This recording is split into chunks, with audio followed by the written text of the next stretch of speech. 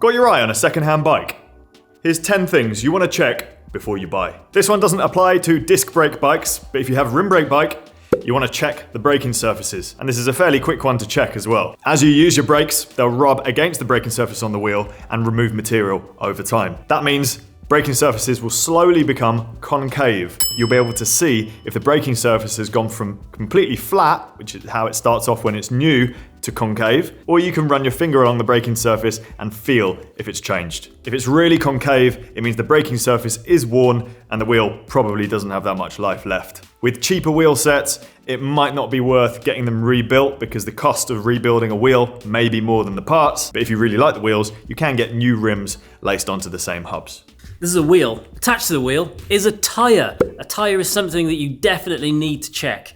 Look for holes and cuts and previous repairs, because if you have to replace the tyres straight off, that's potentially 30, 40, 50 quid a tyre right at the beginning of buying a new bike, and that would suck. Some tyres have wear indicators, like Continental, which have two little dots. Not this one, this isn't a Continental tyre. And if they're gone, if you can't see the dots, it's worn too much and it needs replacing. Much like car tyres, if there's cracks on the tyre, it's probably really old. Really old tyres are often quite hard and they're just not as grippy as when they're fresh and new rubber. So, check them over. You don't want to get up. I don't know why I keep thinking, don't want to get up, bro. Paint and signs of theft. The last thing you want to do is buy a lovely second-hand bike and then have the police come knocking at your door. If the bike is in great condition but has some suspiciously placed marks on either the seat tube or the top tube, then it might be cause for alarm. Maybe that indicates that it's been pinched. Think about the situation, think about the price. Is it too good to be true? And if it does seem that way, or it's had an unusual respray, red flag. Before you go and view your bike, buy a chain checker. There's very cheap ones available. You can get ones on Amazon for like 4 quid. Take it with you, check the chain, because if the chain is worn out, there's a fairly high chance that also the cassette and the chain rings are. So what might appear to be just a 20 quid change of a chain job could actually be a lot more expensive. Check out how easy it is to use.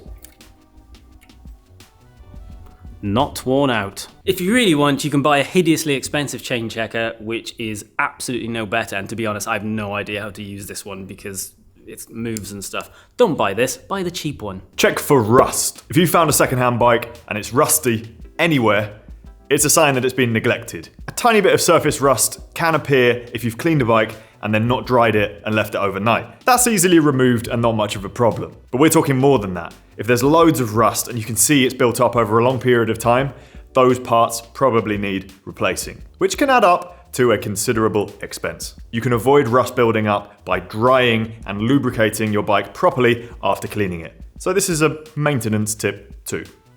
If you can, test ride the bike. If the seller refuses, red flag. Why haven't we got a red flag, Francis? A quick test ride will reveal any squeaks or creaks. If they haven't mentioned that in the advert, you know what it is.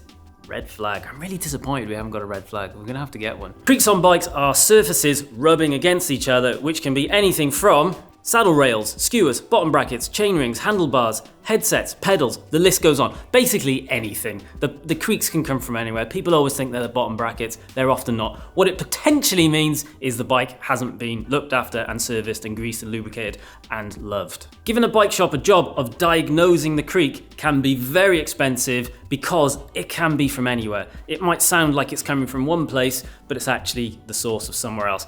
Basically, it's a pig to find. So, if you can find a bike that has no creaks to start with, it's a green flag. Where's the green?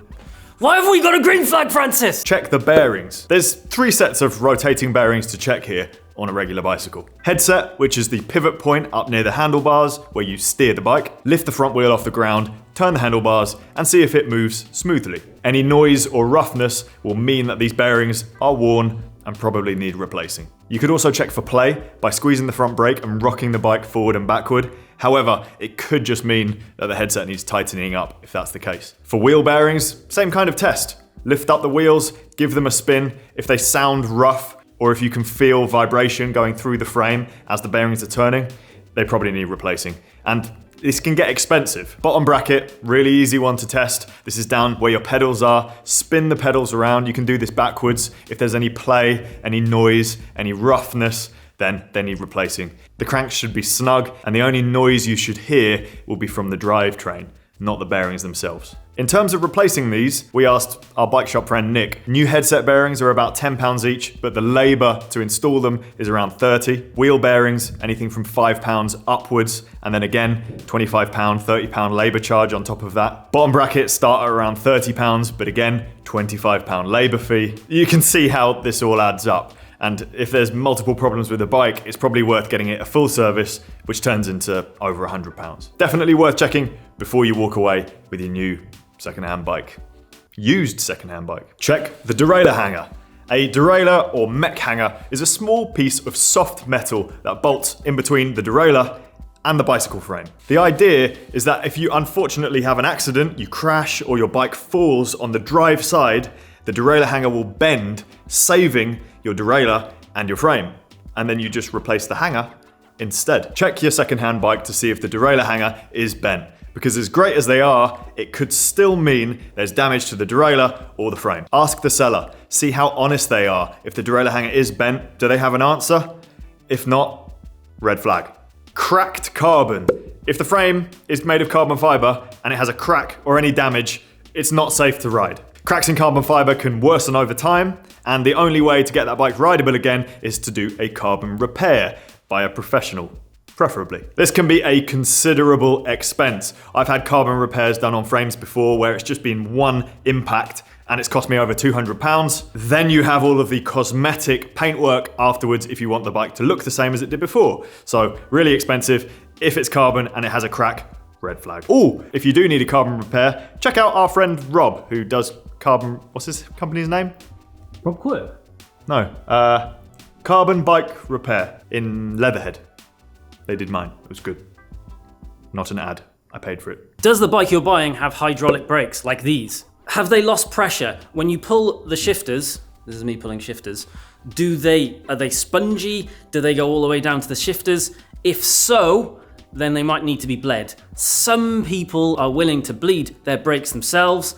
I never have, and I probably never will. This is something I would always get a bike shop to do.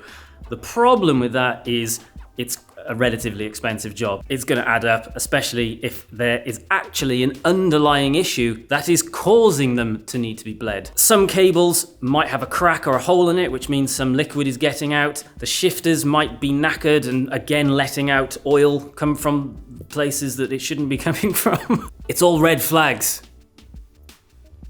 It's mega quick to check. Just have a go on the brakes. Super easy, super quick. Get it done, get it checked.